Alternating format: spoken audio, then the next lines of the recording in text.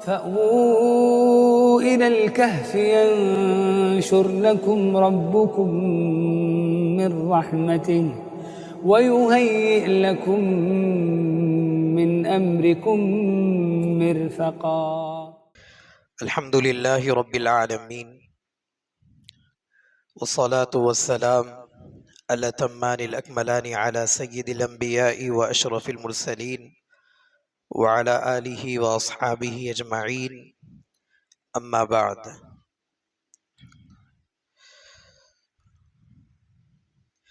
سب سے پہلے میں حضرت مولانا مفتی ابو بکر جابر صاحب دامت برکاتہم کو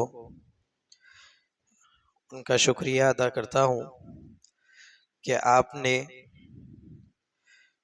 موجودہ دور کے تقاضوں کو سامنے رکھتے ہوئے ایسے پروگرامز منعقد کرنے کا آغاز کیا ہے کہ جو تقریباً تمام ہی میدان کے لوگوں کے لیے ان کے حلقے کے جتنے گوشے ہیں اس کے اوپر اخلاص اور اختصاص کی دعوت دیتا ہے، اور یہ وقت کی ضرورت بھی ہے۔ کئی پروگرامز ہوئے جس سے بہت سارے لوگوں نے استفادہ کیا۔ آپ نے میدان طب، میدان درس و تدریس، میدان نظامت اور اس جیسے بہت سے اہم موضوعات پر آپ نے پروگرامز کیے۔ اللہ آپ کو جزائے خیر عطا فرمائے۔ تربیت الفاضلات سے متعلق آج کا یہ پروگرام اور اس کے اندر شریک ہونے کا مجھے موقع دیا، میں اس کے لیے بھی مشکور ہوں، اور ساتھ ہی ساتھ میزبان ادارہ مدرسہ عربیہ تجوید القرآن کا بھی شکریہ ادا کرتے ہیں۔ یہ بہت تاریخی اور اہم ادارہ ہے۔ اس کے بانی حضرت مولانا غوث رشیدی صاحب دامت برکاتہم کی بڑی محنتیں ہیں۔ اللہ تعالیٰ انہیں جزائے خیر عطا فرمائے کہ انہوں نے اس پروگرام کی میزبانی قبول کی۔ آج کا جو موضوع جو مجھ سے متعلق ہے اس کا عنوان ہے تدریس حدیث و فقہ اور خواتین کی ضروریات۔ حضور اکرم صلی اللہ علیہ وسلم کا ارشاد ہم مکتب سے ہی طلباء کو پڑھاتے ہیں، طلب العلم فریضۃ علی کل مسلم، کہ علم کا طلب کرنا اور اس کی تلاش میں نکلنا، اس کا حاصل کرنا ہر مسلمان پر فرض ہے۔ علماء کرام علم سے متعلق جب بات کرتے ہیں کہ یہاں علم سے کون سا علم مراد ہے، تو یہاں تو علماء کرام موجود ہیں، سب جاننے والے موجود ہیں۔ اگر ہم اس زمانے کا جائزہ لیں جس زمانے میں رسول اکرم صلی اللہ علیہ وسلم کا جو دور رسالت ہے، اگر اس کا جائزہ لیں تو اندازہ ہوگا کہ اس زمانے میں جو علوم ہونے چاہیے، جیسے کہ زراعت ہے، تجارت ہے، ان تمام چیزوں سے تو عرب واقف تھے۔ اس کی مثال لیجئے کہ ایک مرتبہ جیسے اگر انجینئرنگ کی، گھر کی تعمیر کی مثال لیتے ہیں، تو ایک مرتبہ حضور اکرم صلی اللہ علیہ وسلم ازواج مطہرات سے ناراض ہو کر آپ جو ہے ان لوگوں سے بات چیت بند کر دیے تھے۔ تو جب حضرت عمر رضی اللہ تعالیٰ عنہ کو پتہ چلا تو حضرت عمر رضی اللہ تعالیٰ عنہ وہ جو ہے حضرت حفصہ کے پاس آئے اور پوچھا کہ آپ صلی اللہ علیہ وسلم کہاں ہیں؟ تو حضرت حفصہ نے بتایا کہ وہ چھت پر ہیں۔ اس بات سے اندازہ لگائیے کہ چھت پر ہیں کا مطلب یہ ہے کہ گھر کی تعمیر ایسی تھی کہ آپ صلی اللہ علیہ وسلم چھت پر موجود ہیں۔ اگر اس زمانے میں انجینئرنگ کا یہ علم اگر اسے وہ واقف نہیں ہوتے تو اس طرح کا گھر کہاں بنا سکتے تھے؟ تو اس زمانے کے لحاظ سے اس وقت کا گھر تعمیر کیا گیا، تو اس سے یہ پتہ چلا کہ انجینئرنگ کا علم وہاں پر موجود تھا۔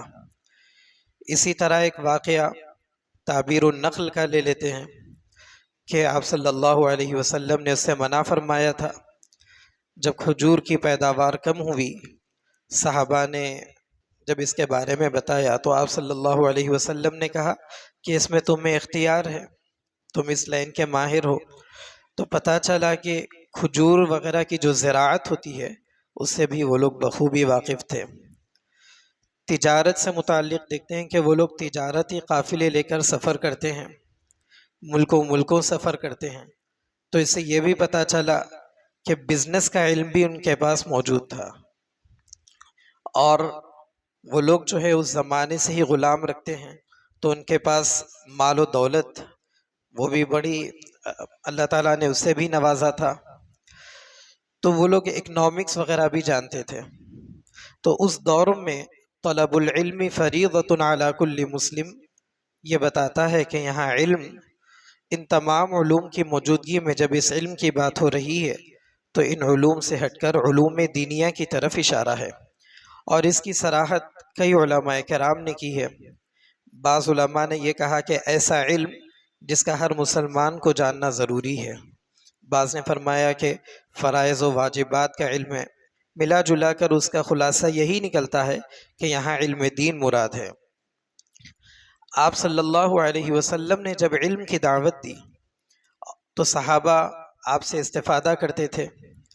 صحابہ جب آپ سے استفادہ کرتے تھے تو ایک ایسا موقع بھی آیا کہ خواتین آپ صلی اللہ علیہ وسلم سے ان لوگوں نے یہ کہا کہ مرد تو آپ یہاں آتے ہیں اور استفادہ کرنے میں وہ ہم پر سبقت لے جاتے ہیں، اور ہم جو ہے اس معاملے میں مغلوب ہیں، ہم پیچھے رہتے ہیں۔ تو ایسی صورت میں ان لوگوں نے کہا کہ آپ ہماری بھی تعلیم کا نظم فرما دیجئے۔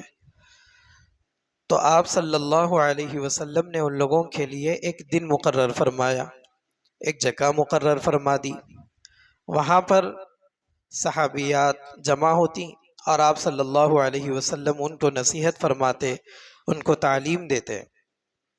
تو اس سے پتہ چلا کہ علم کے حصول میں خواتین کو مستثنیٰ نہیں رکھا گیا ہے، اور بالخصوص علم دین کے حصول میں تو خواتین وہ بھی آتی تھیں اور آپ صلی اللہ علیہ وسلم سے استفادہ کرتی تھیں، اور آپ صلی اللہ علیہ وسلم نے ان کے لیے جو الگ سے انتظام فرما دیا۔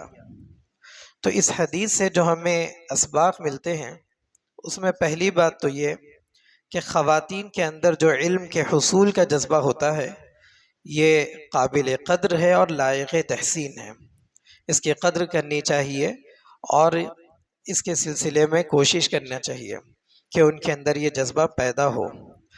خواتین کی دینی تعلیم اور ان سے متعلق شرعی مسائل کی جو تعلیم ہے اس کا جاننا خواتین کا یہ بنیادی حق ہے، اور یہ ایسا حق ہے کہ اس سے انہیں محروم نہیں رکھا جا سکتا۔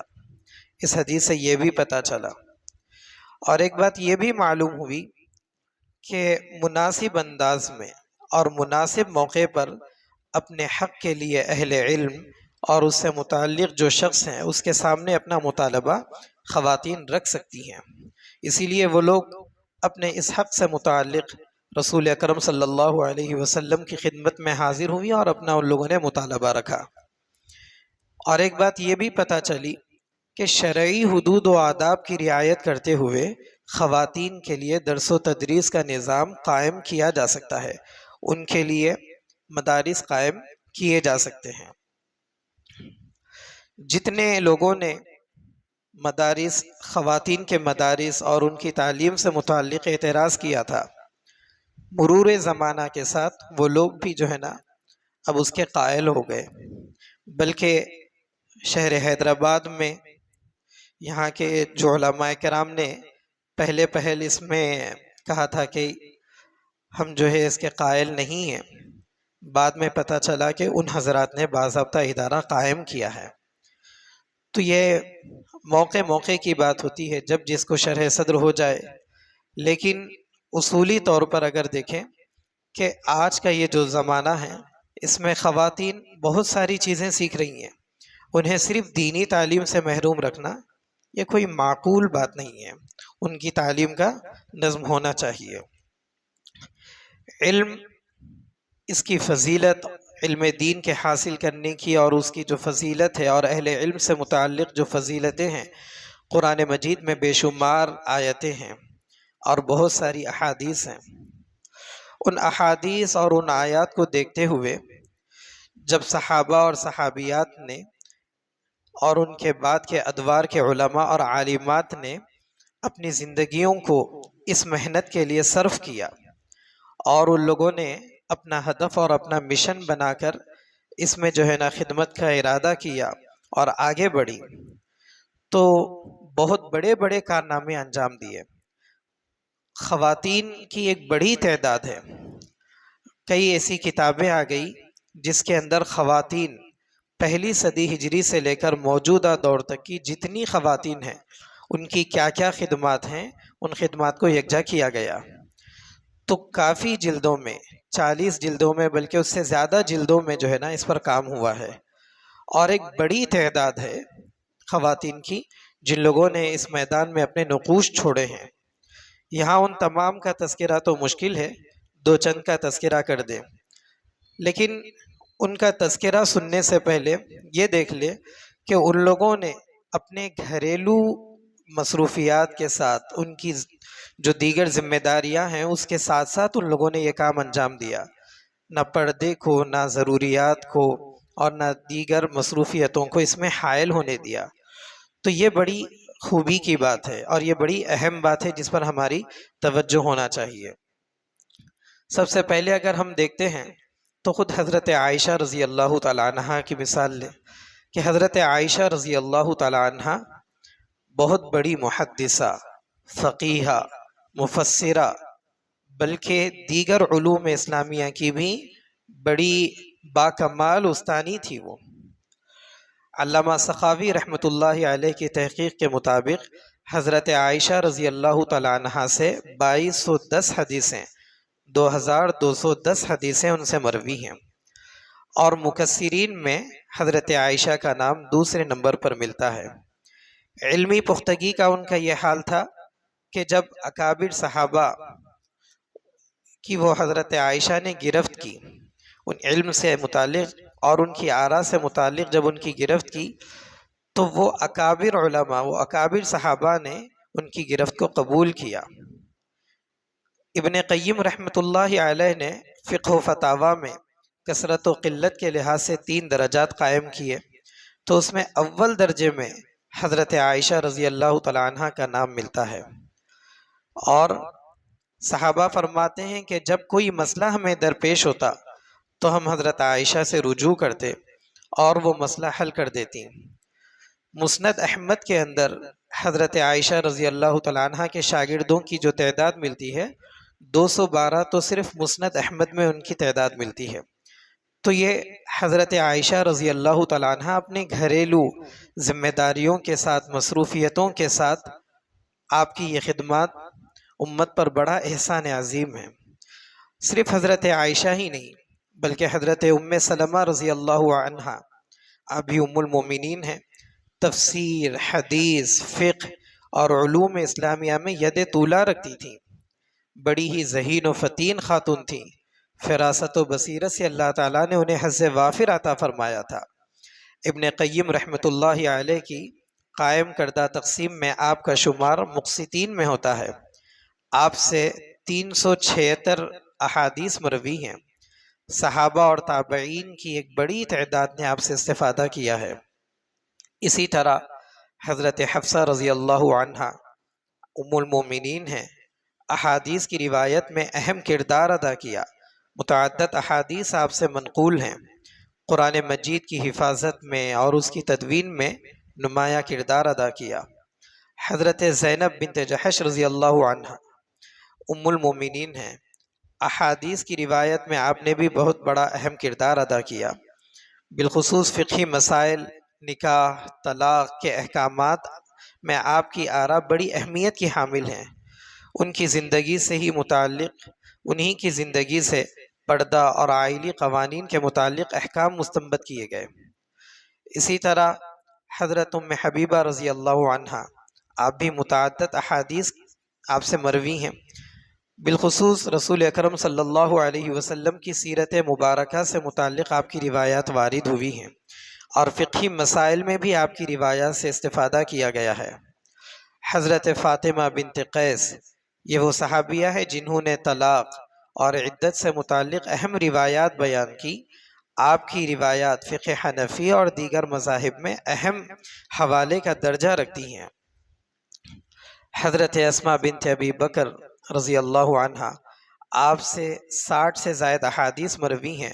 وراثت اور عائلی قوانین میں آپ کی روایت بڑی اہم ہے۔ حضرت ام عطیہ جنازے اور غسل کے احکامات سے متعلق آپ کی روایات فقہ میں بنیاد کی حیثیت رکھتی ہیں۔ عبادات سے متعلق بھی متعدد روایات آپ سے مروی ہیں۔ اسی طرح حفصہ بنت سیرین مشہور تابعی اور مشہور عالم دین محمد بن سیرین کی بہن تھیں، بصرہ کی رہنے والی تھیں، حدیث کی روایت اور فقہی مسائل میں مہارت رکھتی تھیں۔ آپ سے متعدد تابعین نے علم حاصل کیا ہے۔ یہ صرف پہلی صدی میں ہی نہیں، صحابیات میں ہی نہیں، بلکہ جو تابعین اور تبع تابعین کے زمانے میں بھی یہ سلسلہ قائم رہا۔ اسی طرح عمرہ بنت عبد الرحمن آپ جو ہیں حضرت عائشہ کی شاگردہ تھی، حدیث کی روایت اور علم فقہ میں نمایاں مقام پر فائز تھی۔ آپ کی روایات کتب حدیث میں موجود ہیں۔ فاطمہ بنت منذر آپ امام مالک کی استانی ہیں، حدیث کی روایت میں اہم کردار ادا کیا۔ آپ کی روایات موطا امام مالک میں منقول ہیں۔ کریمہ بنت احمد المروزیہ بغداد میں آپ کے دراسات جو آپ کے جو درس کے جو حلقات ہوتے تھے وہ بڑے مشہور تھے۔ آپ بخاری شریف کی مشہور راویہ ہیں، ہزاروں طلباء نے آپ سے استفادہ کیا ہے، علم حدیث کو پڑھا ہے۔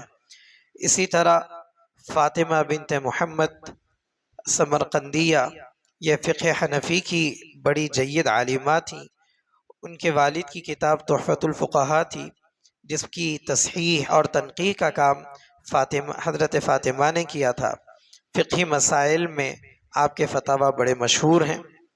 شہدہ بنت احمد البغدادیہ فقہ و حدیث میں بڑی مہارت رکھنے والی خاتون تھیں، بغداد کی رہنے والی تھیں۔ بغداد کے علاقے میں آپ کے حدیث کے اور فقہ کے جو حلقات لگتے تھے ان کا چرچا تھا، اور آپ کی خدمات اتنی عظیم تھیں کہ آپ کو پورے علاقے میں فخر النساء سے پکارا جاتا تھا، فخر النساء کا لقب دیا گیا تھا۔ اسی طرح زینب بنت کمال یہ 7ویں صدی کے خواتین میں زینب بنت کمال ہیں، قاہرہ کی رہنے والی تھی۔ آپ کے حدیث کے جو دروس ہوتے تھے وہ اپنے علاقے میں بڑے مشہور تھے۔ آپ بہت سی ہزاروں اسانید کی جو ہے نا آپ حامل تھیں۔ عائشہ عبد الرحمن بنت الشاطی یہ گزشتہ صدی کی عالمہ تھیں۔ آپ مصر کی رہنے والی تھیں، تفسیر اور سیرت پر متعدد کتابیں لکھی، اسلامی علوم کی تحقیق میں ایک نیا انداز اپنایا۔ آپ کی خدمات اس میدان میں بڑی اہم تھیں۔ اسی طرح بہت سی ایسی خواتین ہیں، اگر ہم ان کا ذکر کریں تو ان کے ذکر میں ہی کافی وقت لگ جائے گا۔ تو یہاں تو بطور مثال کچھ آپ کے سامنے جو ہے کچھ نام پیش کر دیے گئے۔ یہ اس لیے کہ جب آدمی کے سامنے کوئی نمونہ ہوتا ہے تو اس کے لیے وہ کام کرنا آسان ہوتا ہے۔ تو بطور نمونہ ان لوگوں کے نام پیش کیے گئے، ان حضرات کے۔ خواتین عالمات اور ان کی خدمات کے تذکرے سے یہ بات تو سمجھ میں آ جاتی ہے کہ اس علوم میں ان لوگوں نے اپنا لوہا منوایا ہے، اور ساتھ ہی ساتھ یہ بات بھی ہمیں واضح ہو جاتی ہے کہ یہ علوم کی جو خدمت کی گئی ہے وہ کئی طرح سے کی گئی ہے۔ حدیث کے اور فقہ کی خدمت کئی طرح سے کی گئی۔ اس کی ایک اہم خدمت وہ تدریس بھی ہے۔ موجودہ دور میں اگر ہم دیکھتے ہیں تو حدیث و فقہ میں کام کرنے کے سلسلے میں خواتین کے حلقے میں بڑا خلا آ گیا ہے، جس کو پر کرنے کی اشد ضرورت ہے۔ یہ جو علوم ہیں، ان علوم کے اوپر کام کرنے میں دیکھتے ہیں کہ ہمارے اساتذہ نے اپنی ساری زندگی اسی میں صرف کر دی۔ انہیں ہر چیز سے تدریس حدیث و فقہ جو ہے نا وہ پیاری تھی، وہ ہر چیز کو قربان کر دیتے تھے، اور صبح شام ان کا یہی مشغلہ ہوتا تھا۔ تو خواتین کی بھی ایک بڑی تعداد ایسی تھی جن لوگوں نے اسی طرح اس کام کو کیا ہے اور ساتھ ہی ساتھ دیگر مصروفیتوں میں بھی اپنے آپ کو لگایا ہے۔ لیکن آج کے دور میں جب اس کا مطالبہ ہوتا ہے تو بہت سے بہانے اور بہت سے اعذار پیش کرتے ہیں کہ یہ نہیں ہو سکتا ہے، ہماری ایسی مصروفیتیں ہیں، گھر کے کام کاج ہیں، بچوں کو دیکھنا ہے اور پکوان وغیرہ اور خاندان گھر گرہستی، بہت سے ایسے اعذار پیش آتے ہیں۔ لیکن اگر دیکھیں سابق میں جن خواتین نے یہ کام کیا ہے ان کے ساتھ بھی یہ اعذار لگے ہوئے تھے، اس کے باوجود ان لوگوں نے وہ کام کیا۔ آج کے دور میں خواتین اگر یہ اعذار پیش کرتی ہیں تو یہ اعذار جو ہے وہ قابل قبول نہیں ہیں۔ اگر وہ چاہیں تو ان سب کے ساتھ یہ کام کر سکتی ہیں۔ یہ کام اگر کرنا ہے تو اس کے لیے ان کو 3 چیزیں تو بنیادی طور پر کرنی ہوگی۔ پہلی بات تو یہ کہ وہ جس جگہ ہیں، جس گھر میں ہیں، جس خاندان میں ہیں، وہاں کے ماحول کو فریق نہ بنائیں، رفیق بنائیں۔ اگر وہ فریق بنائیں گے تو ان کی بنیادی ضرورتیں بھی مشکل ہو جائیں گی، لیکن رفیق بنانے سے دیگر ضرورتیں بھی بآسانی مکمل ہو جائیں گی۔ لہٰذا اہتمام کریں کہ اپنا جو اطراف کا ماحول ہے اس کو جو ہے نا وہ رفیق بنائیں، اور رفیق بنانے کے اندر سب سے پہلے ان لوگوں کو خدمت کرنا پڑے گا، اور خدمت جہاں گھر میں دیگر خواتین کام کرتی ہیں تو اس میں زیادہ حصہ عالمہ خواتین کو لینا پڑے گا۔ ان کی دیگر گھر کی جتنی ضروریات کی تکمیل جو دوسروں سے ہوتی ہیں اس میں اکثر حصہ اپنے حصے میں لینا پڑے گا۔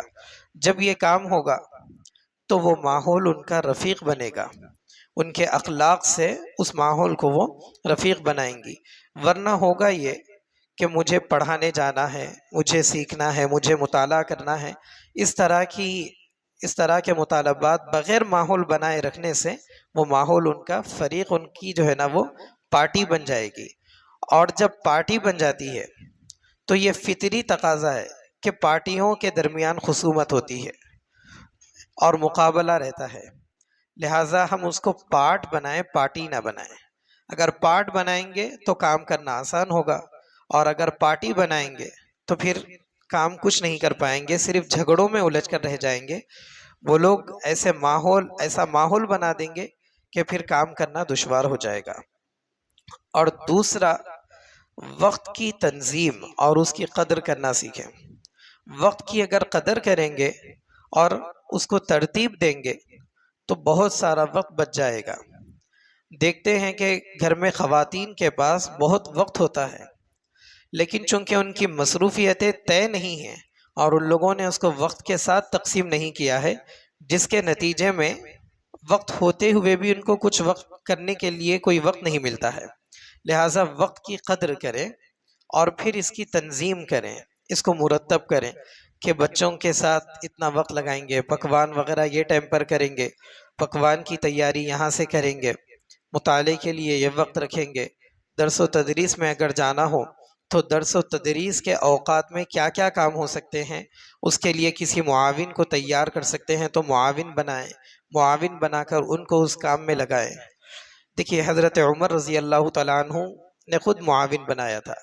علم کے حاصل کرنے کی طلب تھی اور معاش کا بھی مسئلہ تھا، تو آپ نے اور آپ کے پڑوسی نے باری متعین کر لی تھی کہ ایک دن ہم جائیں گے، ایک دن آپ جائیے، آپ جو سیکھ کر آئیں گے ہمیں بتائیے، ہم جو سیکھ کر آئیں گے آپ کو بتائیں گے۔ لہٰذا ہم گھر میں یہ کاموں کے لیے معاون بنا لیں کہ بھئی آپ کے اگر کچھ کام گھر کے بڑوں نے صبح کے وقت میں میرے ذمہ جو کام رکھے ہیں وہ آپ کر لیجئے، شام کے وقت کے آپ کے کام میں کر لوں۔ اس طریقے سے اگر ہم تنظیم کے ساتھ کام کریں گے تو انشاءاللہ کافی وقت ملے گا اور کام کرنے کے مواقع بھی ملیں گے، اور چونکہ ماحول سازگار ہوگا تو پڑھانے کی، سیکھنے سکھانے کی اجازت بھی مل جائے گی۔ اور تیسرا جو کام ہے وہ حقوق کا ادا کرنا ہے۔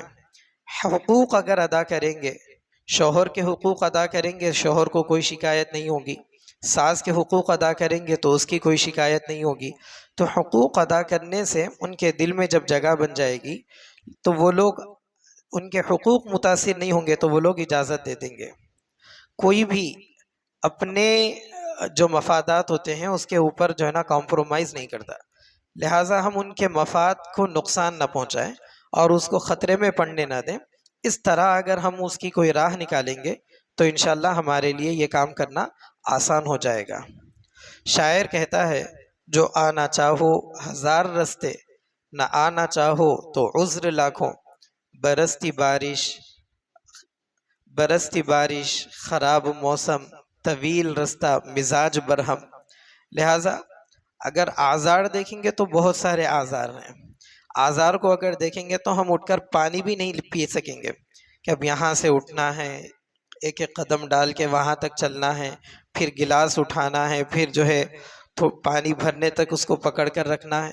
تو آزار اگر دیکھیں گے اور اس کے اندر جو ہے اپنے لیے مشقت کو ڈھونڈیں گے تو پھر کام کرنا مشکل ہو جائے گا. یہ دنیا ہے، یہاں تو مشقت اٹھانی ہے، اور بالخصوص جو حضرات کام کرنے والے ہیں ان کو تو مشقت کا سامنا مستقل کرنا ہے.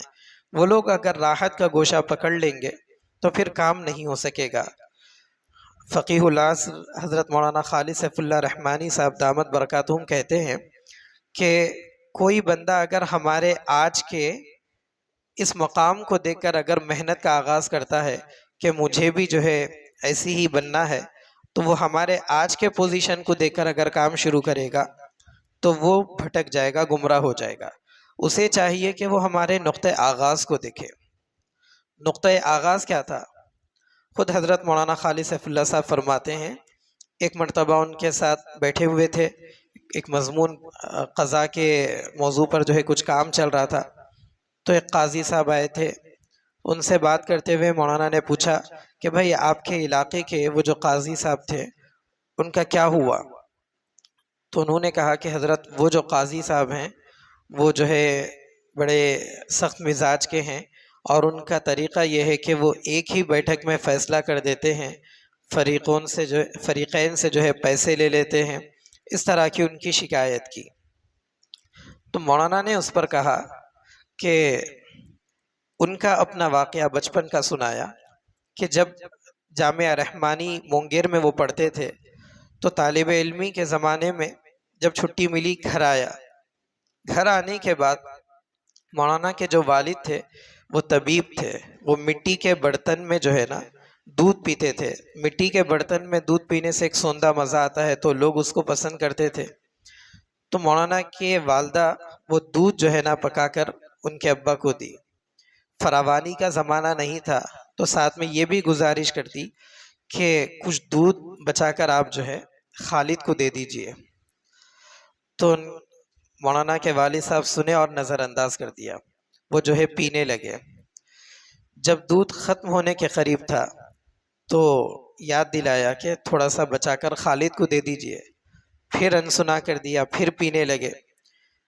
پھر جب یاد دلایا تو غصے میں غٹاغٹ وہ جو باقی تھا وہ دودھ پی کر گلاس رکھ کر کہا کہ دیکھو میں نے خالد کو دین کے لیے وقف کر دیا ہے، اس کو دنیا کا مزہ لگنے مت دو.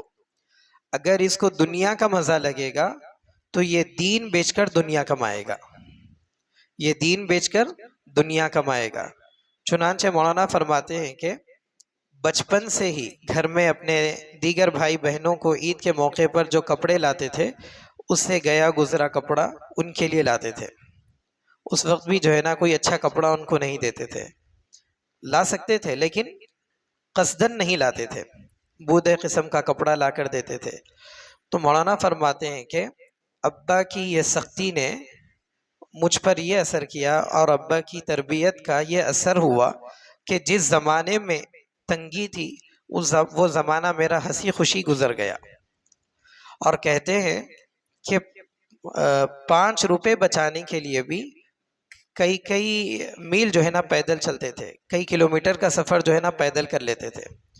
اور اپنے شاگردوں کے ساتھ جب نکلتے تھے تو جب آدمی راستے پر نکلتا ہے ادھر ادھر دیکھتا ہے تو بہت ساری چیزیں اچھی نظر آتی ہیں تو دل میں جو ہے طمع پیدا ہوتی ہے کہ مجھے کاش وہ چیز مل جائے، مجھے وہ حاصل ہو جائے. تو مولانا کا مزاج یہ تھا کہ وہ کتاب کھول کر پڑھتے ہوئے جاتے تھے اور کتاب پڑھتے ہوئے آتے تھے، راستے میں نہ ادھر دیکھتے تھے نہ ادھر دیکھتے تھے۔ تو یہ اپنے آپ کو راہ پر قائم کرنے کے لیے، دوسرے چیزوں سے بچانے کے لیے جو ہے نا اس طرح کی کام کرتے تھے۔ تو کہا کہ ہمارا ابتدائی دور اس طرح سے گزرا، تو یہ دور گزرنے کے بعد، یہ مراحل گزرنے کے بعد اللہ تعالیٰ نے آج ایک مقام سے نوازا۔ تو اس کا فائدہ یہ ہوا کہ جب کچھ نہیں تھا تو وہ دن راحت سے گزر گئے، جب کچھ ملا ہے تو اعتدال کی راہ پر قائم ہیں، اس میں افراط و تفریط کا شکار نہیں ہوئے۔ تو ہم لوگوں کے لیے بھی اس میں بڑا سبق ہے کہ اگر ہم بہت سارے چیزوں کو دیکھیں گے اور بہت سارے کام کرنے کے لیے جائیں گے اور خواہشات کی اور ضروریات کی تکمیل میں لگ جائیں گے، اور جو آج جس مقام پر پہنچے ہوئے ہیں ان کے اس مقام کو دیکھ کر اگر محنت شروع کریں گے تو پھر ذرا سی تکلیف بھی آپ کو میدان کار سے باہر کر سکتی ہے، آپ کو راستے سے ہٹا سکتی ہے۔ لہٰذا اس بات کا خیال رکھیں کہ اس کے اندر مشقتیں آئیں گی۔ ان لوگوں کے ابتدائی دور کے اگر آپ کو کتابیں مل جائیں، بہت ساری کتابیں موجود ہیں، بہت سارے تذکرے موجود ہیں، اس کا مطالعہ کریں، تو اس کا مطالعہ کرنے سے ہمت ملے گی اور شکر کے جذبات پیدا ہوں گے کہ ان کے پاس تو کچھ نہیں تھا، ہمارے پاس تو اللہ کا کرم ہے، کچھ ہے۔ اور اصول یہ ہے کہ جب آدمی شکر کرتا ہے تو اللہ تعالیٰ نعمتوں میں اضافہ کرتے ہیں، اور ناشکری ہوتی ہے تو موجودہ چیز بھی جو ہے نا چھین لی جاتی ہے۔ لہٰذا ہم جس مقام پر بھی ہیں اس مقام کو غنیمت جانتے ہوئے، اپنے بڑوں کے واقعات پڑھتے ہوئے اگر آگے قدم بڑھانا چاہیں تو ہمارے لیے آگے قدم بڑھانا آسان ہوگا اور آگے کے منازل اور مراحل طے کرنا آسان ہوگا۔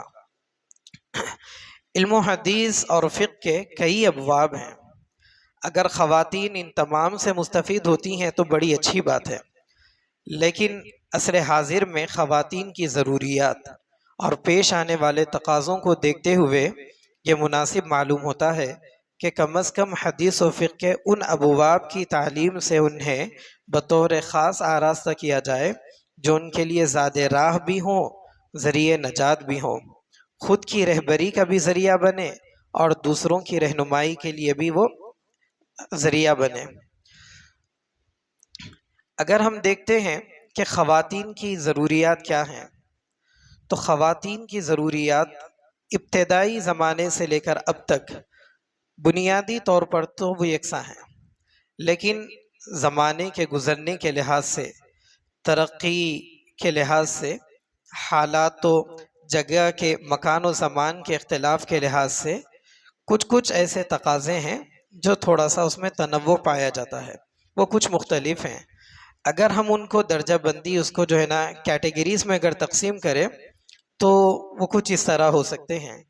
تو پہلی تو جو ان کی ضرورت ہے وہ تعلیم و تربیت کی ہے، دوسری ان کی جو ضرورت ہے وہ اخلاقیات کی تعلیم کی ہے، اور تیسری جو ان کی ضرورت ہے وہ معاشرت کی ہے۔ یہ تین ابواب پر بھی اگر محنت ہو جائے تو بہت کافی ہے، اور ان تین ابواب کو اگر یہ اجمالاً ہے، اگر تفصیلاً دیکھیں تو اس کی بہت بڑی تفصیل نکل سکتی ہے۔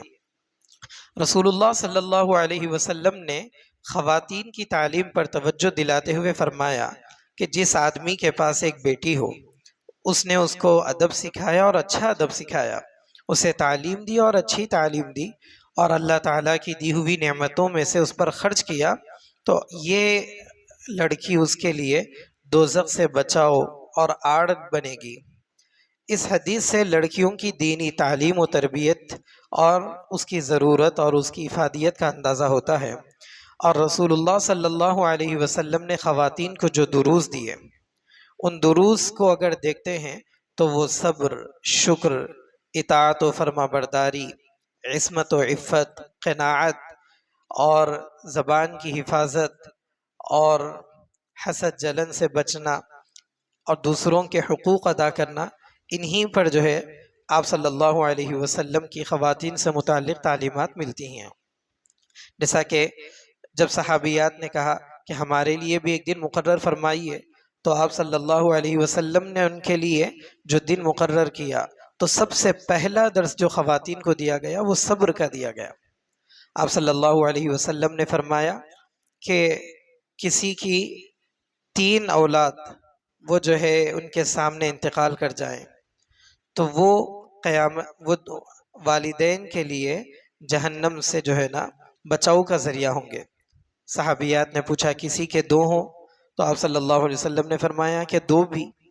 بعض نے کہا کسی کی 1 ہو تو آپ نے فرمایا 1 بھی۔ تو یہاں پر آپ صلی اللہ علیہ وسلم نے سب سے پہلی جو انہیں تعلیم دی وہ صبر کی تعلیم دی، اور دوسرے موقع پر آپ صلی اللہ علیہ وسلم نے انہیں جو کہا کہ دوزخ میں جو ہے تم لوگوں کی بڑی تعداد دیکھتا ہوں، تو فرمایا، صحابیات نے پوچھا وہ کس لیے؟ تو کہا کہ کفران العشیر، کہ شوہروں کی نافرمانی کی وجہ سے۔ عشیر کی جب تشریح دیکھتے ہیں تو صرف شوہر ہی نہیں ہے، اس کے اندر ان کے ذمہ دار جتنے مرد ہیں ان کو بھی جو ہے شامل کیا گیا ہے، تو بھائیوں کو، والد کو، یہ بھی جو ہے نا عشیر کے اندر داخل ہے۔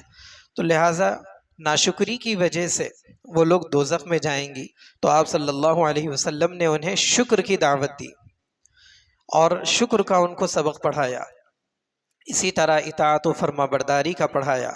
تم آپ صلی اللہ علیہ وسلم کی جو تعلیمات ان کو ملی وہ ان کی تعلیم و تربیت پہ، اخلاق پہ اور معاشرت سے متعلق تھی۔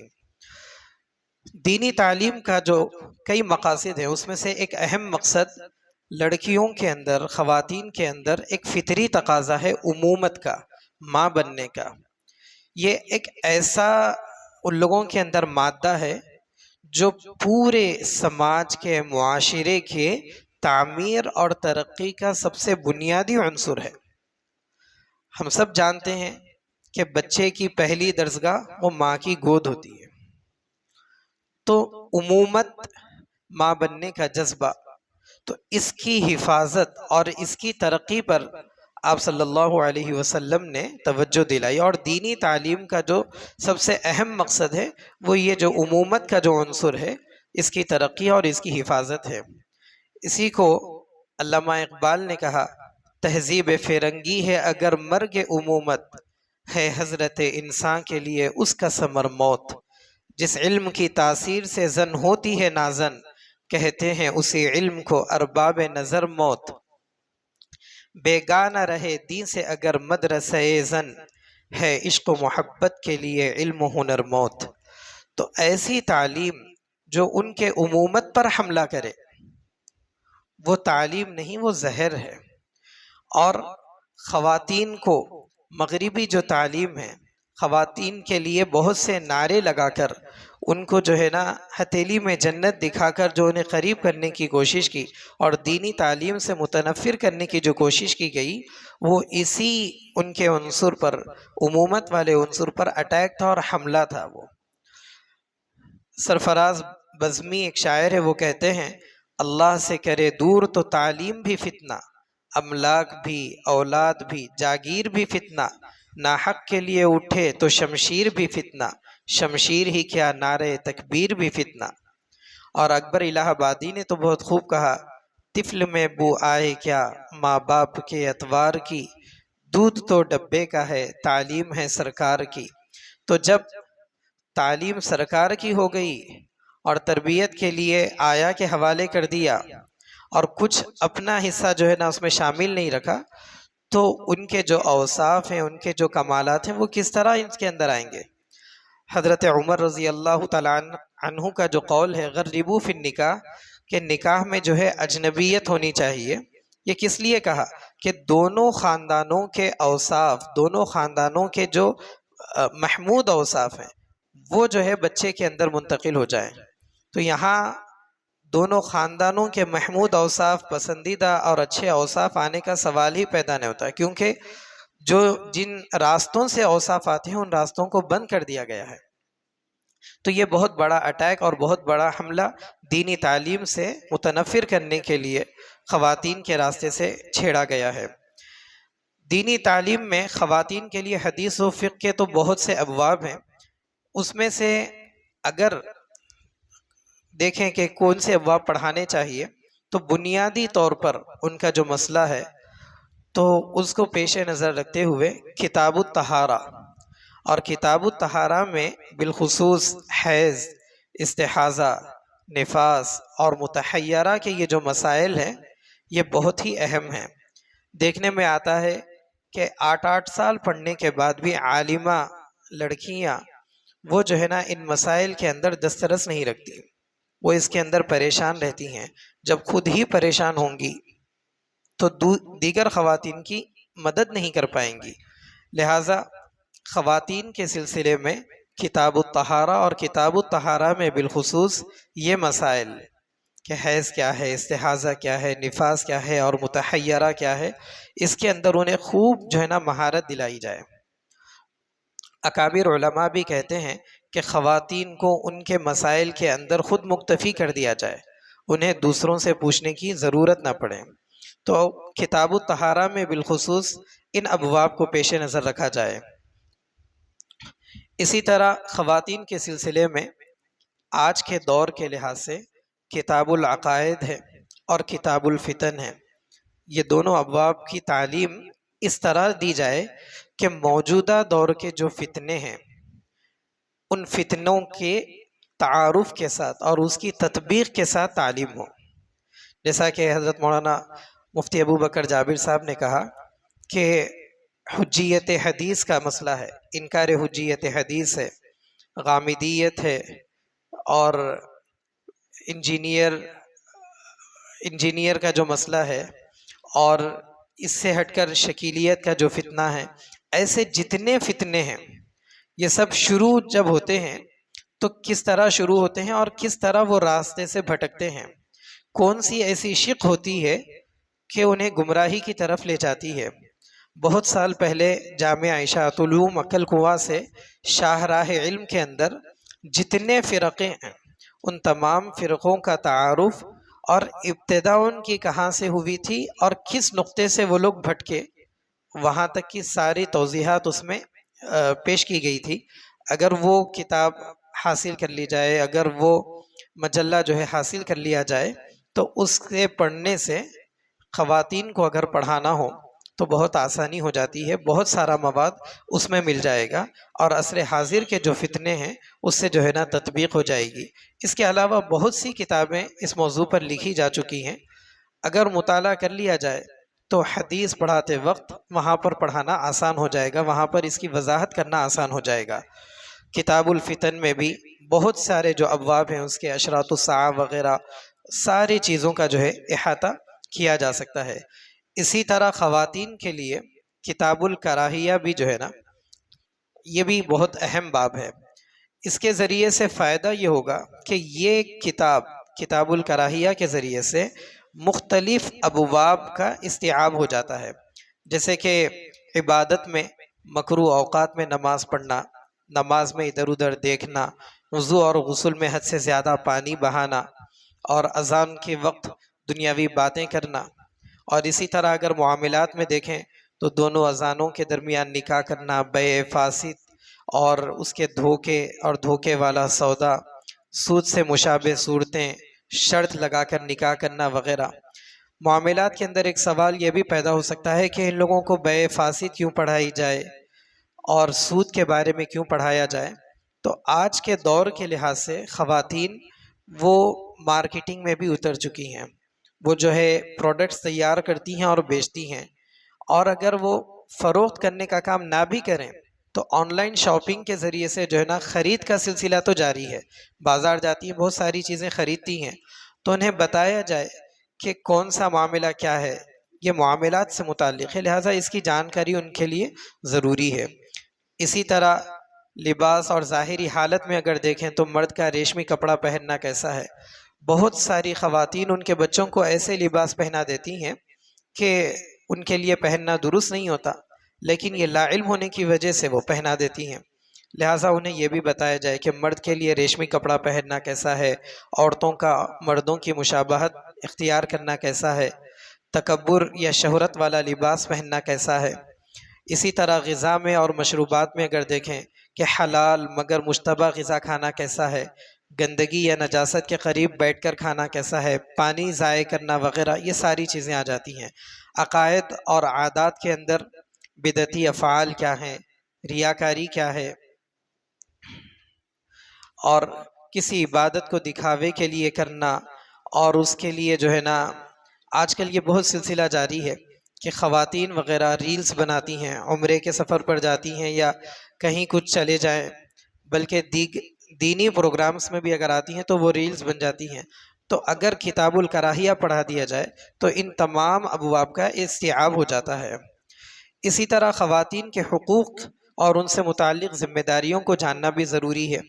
مشاہدے میں آیا ہے کہ خاندان کے جتنے نزاعات ہیں ان کی بنیادی وجہ حقوق اور ذمہ داریوں سے ناواقفیت ہے۔ ظاہر سی بات ہے کہ جب واقف ہی نہیں ہوں گے تو ذمہ داری ادا کیسے کریں گے، اس کا تو سوال ہی پیدا نہیں ہوتا۔ تو ان لوگوں کے لیے حقوق اور ذمہ داریوں کو اگر ان کو اس سے روشناس کرانا ہے تو کتب حدیث میں اگر دیکھیں تو صحیح بخاری سے کتاب الادب، اس کے اندر والدین، بچوں، ہمسایوں، معاشرہ اور مہمانوں کے حقوق جو ہے نا اس سے متعلق بات آ جائے گی۔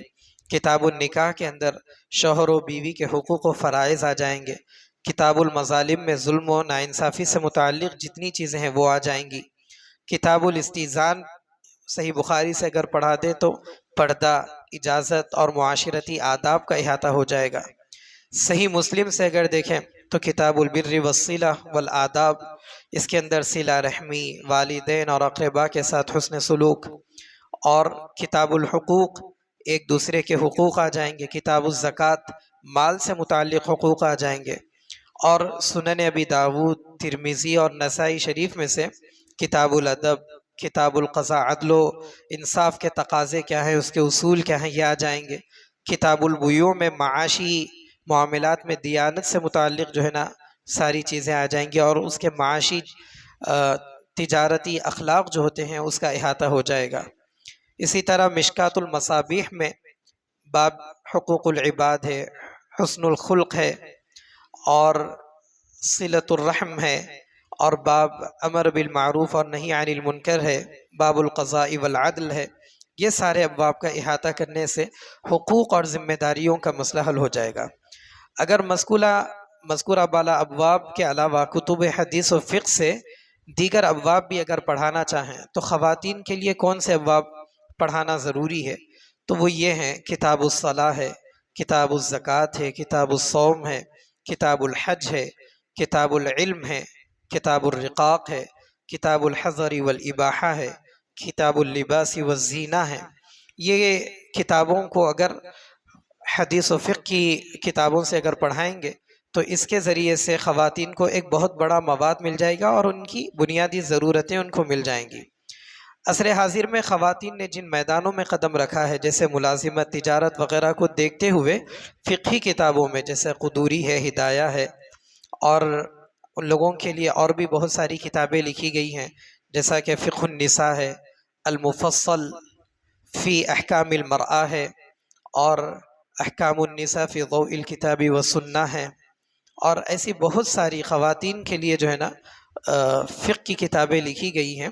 اس کو اگر دیکھ لیں تو اس کے ذریعے سے کتاب النکاح، کتاب البیوع، کتاب الاجارہ وغیرہ بھی اس میں سے بھی پڑھا سکتے ہیں، اور مزید جو ابواب اوپر گزرے ہیں نظام بناتے وقت اس میں سے ناظم ادارہ یا متعلقہ استاذ جو ہے نا اس کی ترتیب دے سکتے ہیں، لیکن ترتیب دیتے وقت اور پڑھاتے وقت یہ ہمارے سامنے کچھ اہداف ہونے چاہیے، انشاءاللہ وہ آگے پیش کروں گا میں۔ جہاں تک بات ہے کہ حدیث اور فقہ کے جتنے بھی طلباء اور طالبات ہوتے ہیں، یہ طلباء و طالبات، جیسا ابھی شکایت ہوئی کہ بہت ساری جگہوں پر ماہر معلمات نہیں ملتی، پڑھانے والیاں نہیں ملتی، اس کی کیا وجہ ہے؟ تو یہ جو انحطاط کا جو زمانہ ہے یہ تو صرف خواتین سے ہی متعلق نہیں ہے، مرد اساتذہ کے اندر بھی دیکھنے میں آتا ہے کہ وہ لوگ بھی جب درس دیتے ہیں تو اردو شروحات سامنے رکھ کر درس دیتے ہیں، عربی شروحات کا مطالعہ نہیں کرتے ہیں۔ تو انحطاط تو دونوں جگہ ہے، لیکن اب یہ ہے کہ مردوں کے بنسبت خواتین میں اس میں زیادتی پائی جاتی ہے، لیکن بعض ایسی ذہین بھی ہوتی ہیں جو مردوں پہ بھی جو ہے نا بڑی بھاری پڑ جاتی ہیں۔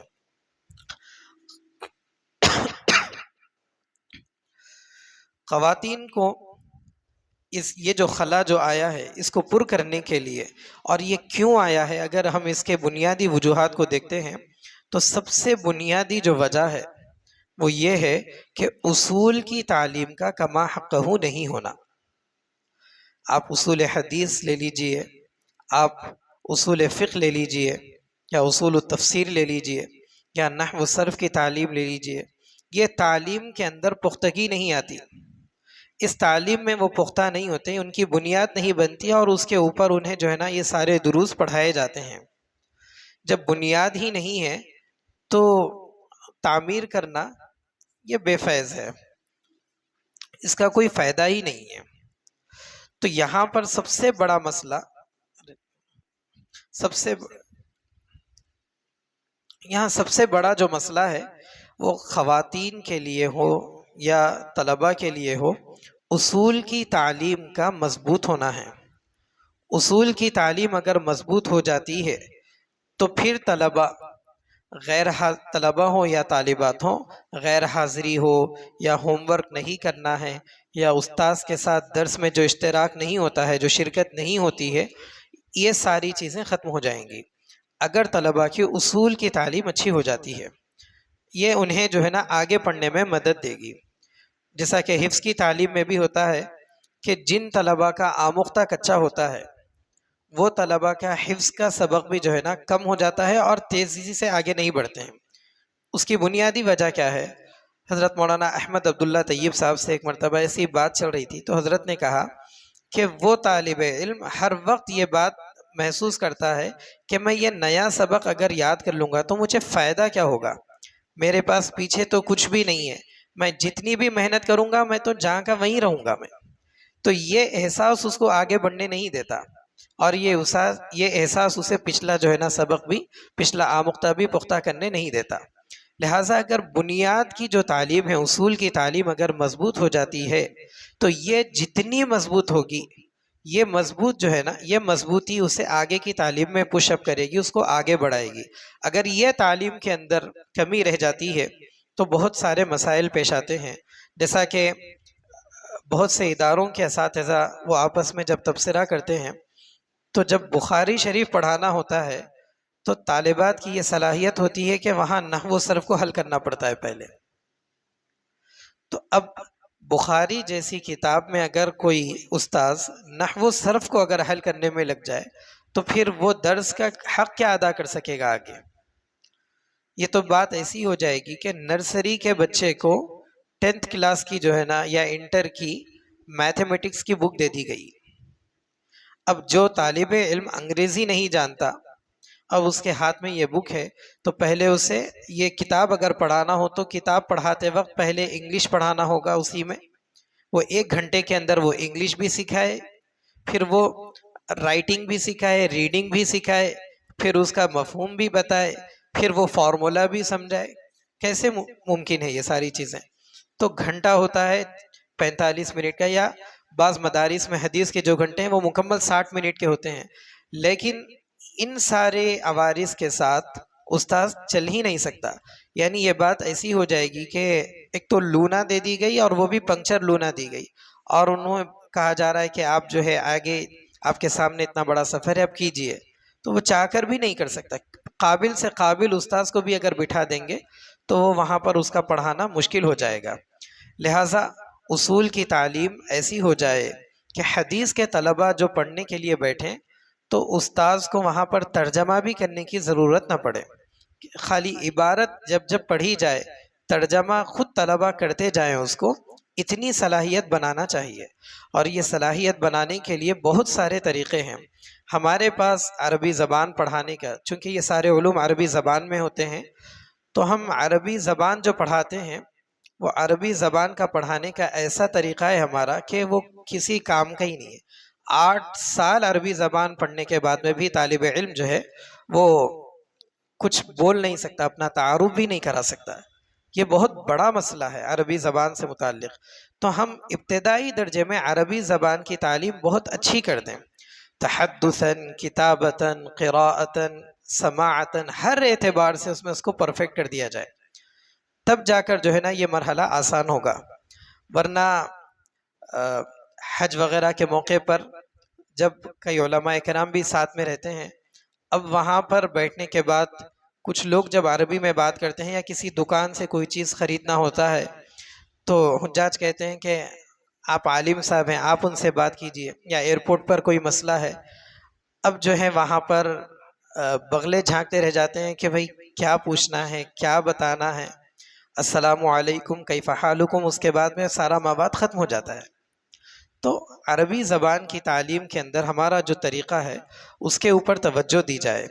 غور کرنے کی بات یہ ہے کہ طلبہ عربی زبان کیوں جلدی نہیں سیکھتے ہیں، تو وہاں پر اس پر جو ہے نا توجہ اس طرح دی جائے کہ آپ دیکھیے کہ اگر کسی بچے کو انگلش میڈیم اسکول میں اے پڑھاتے ہیں تو وہ کلاس سے نکلنے کے بعد گھر پہنچنے تک مارکیٹ میں، فون میں، ہر جگہ وہ ایک 1000 مرتبہ اس کا مشاہدہ کر لیتا ہے۔ تو جو چیز جس کا تکرار ہو، اذا تکرر تقرر، جب کسی چیز کی تکرار ہوتی ہے تو وہ قرار پا جاتی ہے۔ تو ہم جو ہے جب بچے کو الف پڑھاتے ہیں تو وہ الف پڑھانے کے بعد جب وہ اگلے دن درجے میں آ کر کتاب کھولے گا تو وہیں اس کو نظر آئے گا، اس کے علاوہ گھر میں کوئی ایسی چیز نہیں ہے کہ وہ وہاں پر دکھے، مارکیٹ میں، بازار میں نہیں ہے، فون میں نہیں ہے، اس کے ماحول کے اندر وہ چیز نہیں ہے۔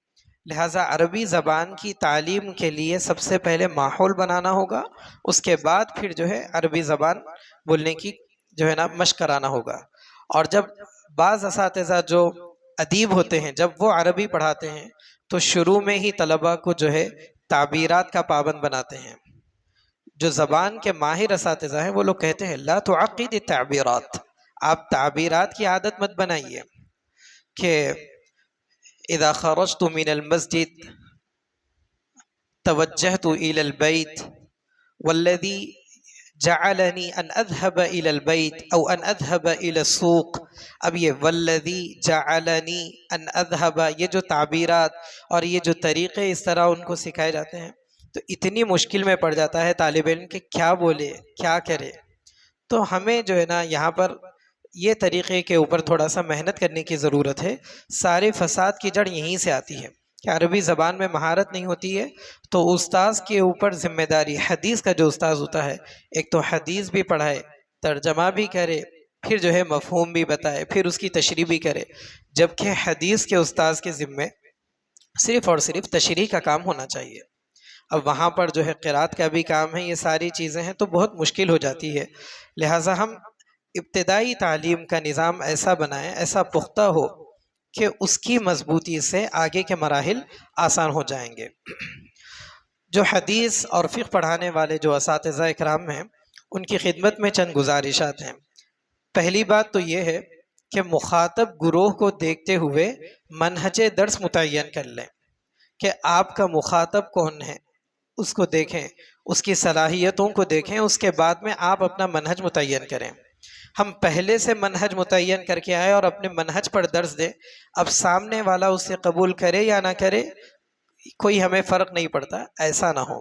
اس کی مثال ایسی ہی ہوگی کہ گورنمنٹ نے کسی روڈ کے اوپر جو ہے نا پائپ لائننگ کے کام کا آرڈر دیا تو 3 لوگوں کو بلایا، ایک کو کہا کہ تم گڑھا کرو، دوسرے کو کہا کہ تم پائپ ڈالو، اور تیسرے سے کہا کہ تم گڑھا بند کرنے کا کام تمہارا ہے۔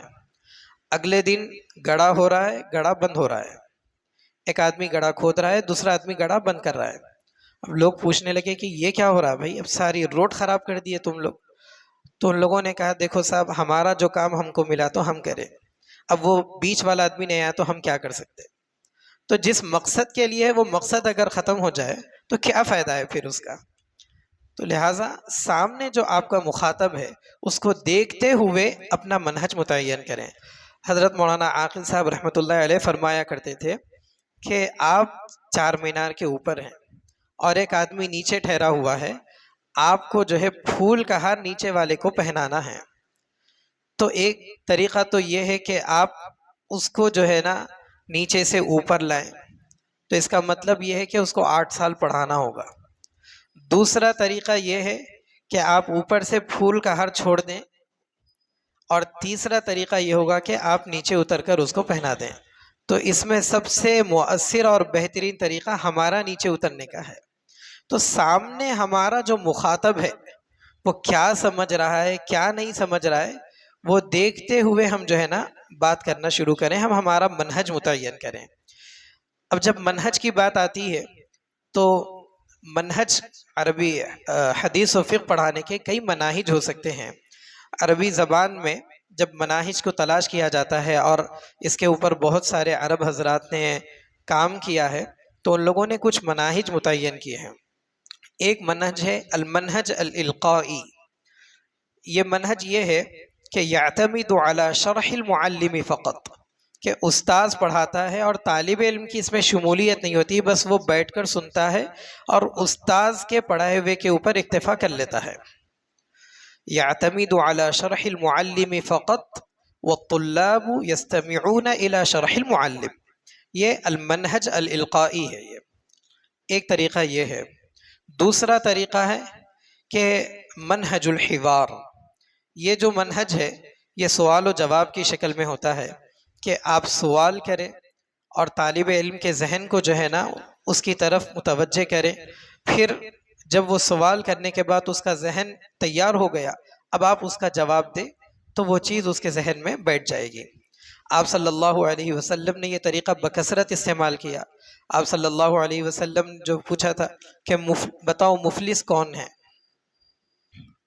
مفلس کون ہے بتاؤ، تو آپ صلی اللہ علیہ وسلم کو جواب میں کہا گیا کہ اللہ اور اس کے رسول بہتر جانتے ہیں۔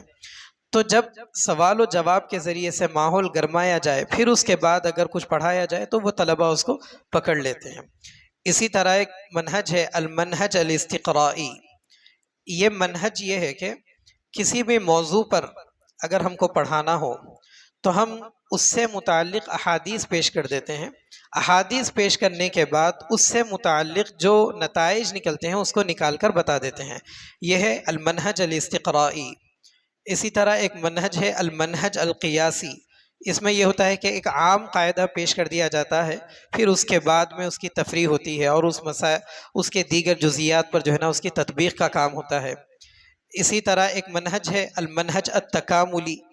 یہ منہج یہ ہے کہ ایک موضوع ہے، اس کے اوپر آپ جو ہے ڈاٹا جمع کرتے ہیں، حدیث سے متعلق مواد جمع کریں گے، فقہ سے متعلق مواد جمع کریں گے، اور سائنس سے متعلق اس کے بارے میں کیا ہے، طب سے متعلق کیا ہے، تو تمام پہلوؤں سے اس سے متعلق جو ڈاٹا جمع کیا جاتا ہے اس کو منہج المنہج التکاملی کہتے ہیں۔ اس کے اندر جو سب سے پہلا منہج ہے المنہج الالقائی، یہ آپ کے بالکل بگنرز جو ہوتے ہیں، ابتدائی درجے کے جو طلبہ ہوتے ہیں، ان کے لیے جو ہے نا یہ طریقہ پھر بھی مناسب ہے، لیکن آگے کے جو مراحل ہے اس کے اندر یہ منہج جو ہے نا طلبہ کو بس وہ بٹھا بٹھا کر بوجھ لگا دینے کے برابر ہے۔ ان کو جو ہے نا ان کی شمولیت نہیں ہوتی تو ان کی صلاحیتیں ماند پڑتی جاتی ہیں، تو ان کو استعمال کرنا اور ان کو جو ہے نا ابھارنا یہ دوسرے طریقوں کے اندر جو ہے نا یہ کام ہے۔ لہٰذا المنہج الالقائی کہ صرف استاذ پڑھائے اور طلبہ سن کر چلے جائیں، یہ ابتدائی درجے کے اندر تو کافی ہے، مناسب ہے، لیکن آگے کے درجات کے اندر یہ منہج طلبہ کی صلاحیتوں کو پروان چڑھانے کے بجائے ان کی صلاحیتوں کو ضائع کرنے کے مترادف ہیں۔ اس منہج سے جو ہے نا تھوڑا سا بچنا چاہیے۔ جب کبھی بھی آپ کوئی سبق پڑھانا ہو تو ہر درس سے پہلے اس کے اہداف و مقاصد طے کر لیں۔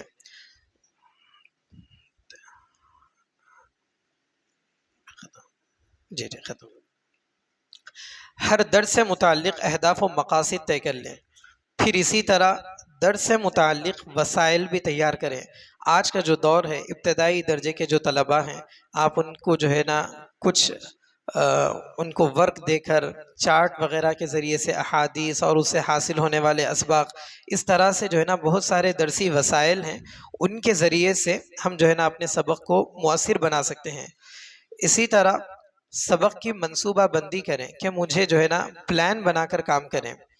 ایک اور گزارش یہ ہے کہ جب کبھی بھی کوئی بھی کتاب کا آغاز ہو تو کتاب کا تعارف اچھی طرح کرا دیں، اس کے اصطلاحات جو ہے نا ایک جگہ نوٹ کر کے اسے ازبر یاد دلا دیں، تاکہ دوران درس اگر آپ کوئی ایک اصطلاح بھی استعمال کرتے ہیں تو طالب علم کا ذہن فوری اس کی طرف متوجہ ہو جائے۔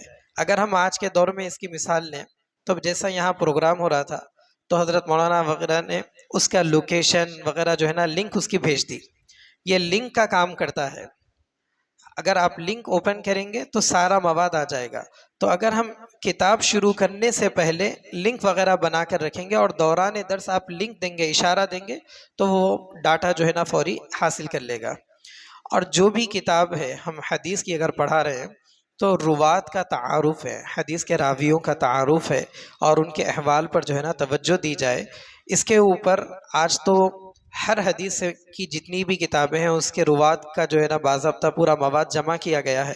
تو اگر ہم ابتدائی درجے میں اس کے اوپر، مشکل تو ہوگی لیکن اگر ابتدائی مرحلے میں یہ کام کر لیتے ہیں تو آگے طلباء کے لیے اختصاصات کے جو مراحل ہیں اور اس کے لیے جو ہے نا تیار کر سکتے ہیں، اور ماہر معلمات اس میدان کے لیے فراہم کر سکتے ہیں. اور اسی کے ساتھ ساتھ کم از کم درجے میں جب کوئی حدیث پڑھائی جائے تو لفظی اور بامحاورہ اس کا جو ہے ترجمہ ہو جائے، اس سے مستنبط ہونے والے جتنے فقہی مسائل ہیں وہ بتا دیے جائیں. اسی طرح گزارش یہ ہے کہ درس فقہ میں اس بات کو ملحوظ رکھیں کہ پہلے متبع فقہ پڑھائیں، پھر اس کے بعد اگلے مرحلے میں دیگر جو مختلفی مسائل ہیں اس کی طرف جو ہے نا رہنمائی کی جائے. اور جب مختلفی مسائل بتائے جائیں تو ویسے اختلاف کے پڑھانے کے اندر طریقہ کار یہ ہونا چاہیے کہ جتنے بھی مذاہب کی جو آراء ہیں ان کی جو دلائل ہیں پہلے اس کو پیش کریں، اس کو پیش کرنے کے بعد اپنی بھی دلیل پیش کریں، اور پھر مکمل ادب و احترام کے ساتھ اپنی دلیل کی وجہ ترجیح بتائیں. ورنہ ہو رہا یہ کہ جب درس ہو جاتا ہے اور اختلاف پڑھا دیا جاتا ہے تو اس طرح پڑھایا جاتا ہے کہ طلبہ یہ سمجھتے ہیں کہ ہمارے پاس ہی سب کچھ ہے، باقی سب لوگ خالی بس ایسے ہی پکارا کر رہے ہیں. تو یہ مزاج بنتا جا رہا ہے جس کی وجہ سے ادب اختلاف جو ہے نا وہ ملحوظ نہیں رہ پاتا ہے.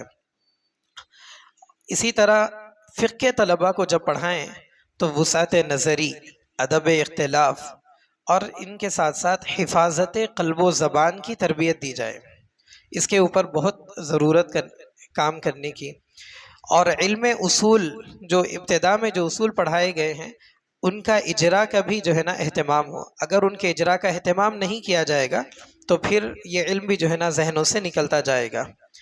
اسی طرح طالبات کے لیے ماہر اور تجربے کار معلمات کا اگر نظم ہو جائے تو بہت اچھی بات ہے، لیکن یہ بات بھی تجربے سے ثابت ہے کہ ایسا نہیں ہو پاتا ہے. لہٰذا مرد اساتذہ سے جب تعلیم دلوائی جائے تو پھر ان کے لیے کچھ کھڑے اصول و ضوابط بنائے جائیں.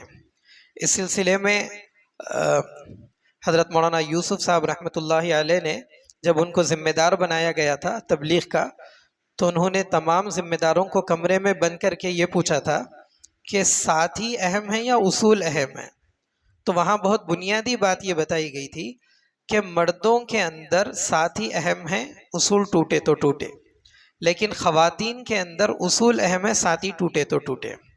تو اصول جو ہے نا اس پر قائم رہنے کی ضرورت ہے. خواتین سے متعلق آپ اصول ایسے بنائیں کہ تعلیم کے اندر اگر کچھ صلاحیتوں میں کمی پائی جائے ٹھیک ہے، لیکن ان کے لیے جو اصول و ضوابط ہیں اس کے اندر کمی نہیں پائی جانی چاہیے. اسی طرح جب کوئی ایسا مضمون آ جائے کہ اس کے پڑھانے کے اندر خواتین بھی اگر خواتین کو پڑھاتی ہیں تو شرم و حیا اگر خطرے میں پڑ جاتی ہیں تو ایسے وقت میں مناسب تعبیرات اور استعارات کے ذریعے سے کام لیا جائے. اور اس کے اندر یہ بات بھی ملحوظ رکھی جائے کہ عمروں کو دیکھتے ہوئے فقہی مسائل کا احاطہ کیا جائے، کہ چھوٹی بچیوں کے سامنے بھی آگے کے مسائل، بلوغت کے اور نکاح وغیرہ کے مسائل آ رہے ہیں، ایسا نہ ہو. جس عمر کا مخاطب ہے، جیسا پہلے ہی بتایا گیا کہ مخاطب کو دیکھتے ہوئے اپنا مواد بھی متعین کریں اور اپنا منہج بھی متعین کریں. اسی طرح جو درس ہے، بعض اساتذہ جب درس دیتے ہیں تو وہ بہت اس کے اندر تصوف کا غلبہ ہوتا ہے. فقہ حدیث کے اور فقہ کے درس کے اندر تحقیق کا غلبہ زیادہ ہونا چاہیے اس میں. اور ساتھ ہی ساتھ یہ بات بھی ہونی چاہیے کہ ایسی بھی تحقیق نہ ہو اور ایسا بھی انداز نہ ہو کہ دوسروں کا ادب و احترام ختم ہو رہا ہے اور اسلام کی عظمت و محبت بھی دل میں پیدا نہیں ہو رہی ہے. ایسا نہ ہو. کوشش کریں کہ اسلام کی عظمت و محبت ان کے دلوں میں پیدا ہو جائے، اس انداز میں پڑھائیں اور تحقیقی درس ہو. اور ساتھ ہی ساتھ درسی خاکہ پہلے بنا لیں. سال کے شروع میں اگر ہم لیسن پلان بنائے بغیر کام شروع کریں گے تو ابتدا میں جو دروس ہوتے ہیں شوال سے جب تعلیم کا آغاز ہوتا ہے تو بالکل آہستہ سلو پڑھاتے ہیں، لیکن جب امتحان کا دور آتا ہے تو بس آیت کریمہ کی طرح جو ہے نا درس ہونا شروع ہو جاتا ہے، اور پھر اس کی وجہ سے علوم و معارف کے جو خزینے ہیں اس سے نظریں چراتے ہوئے گزرنا پڑتا ہے۔ اس کو حاصل کرنے کا تو تصور بھی کرنا مشکل ہے۔ استاذ گھبراتا ہے کہ کہیں اگر کوئی طالب علم پوچھ لے یہ بحث میں تو پھر یہ نصاب مکمل نہیں ہو سکتا۔ تو اگر شروع سے ہم لیسن پلان بنا کر چلیں گے تو یہ نوبت نہیں آئے گی، اور لیسن پلان اساتذہ بنانے کے بعد نظمائے مدارس ہوں یا ناظمات ہوں، انہیں چاہیے کہ وہ ویکلی بیسس پہ ہر ہفتہ جو ہے نا وہ لیسن پلان کی جانچ کرتے رہیں۔ یہ کچھ گزارشات تھیں آپ حضرات کی خدمت میں، باضابطہ تحریری شکل میں بھی اسے لکھ دیا گیا ہے، حضرت مولانا کو بھی پہنچا دیا گیا ہے۔ اس کے اندر مکمل احاطہ تو نہیں کر سکے، آپ حضرات کافی دور سے آئے ہیں، آپ لوگوں کا حق بھی ادا نہیں ہو سکا۔ بہرکیف جو ٹوٹے پھوٹے انداز میں جتنی چیزیں تھیں وہ آپ حضرات کی خدمت میں پیش کی گئی۔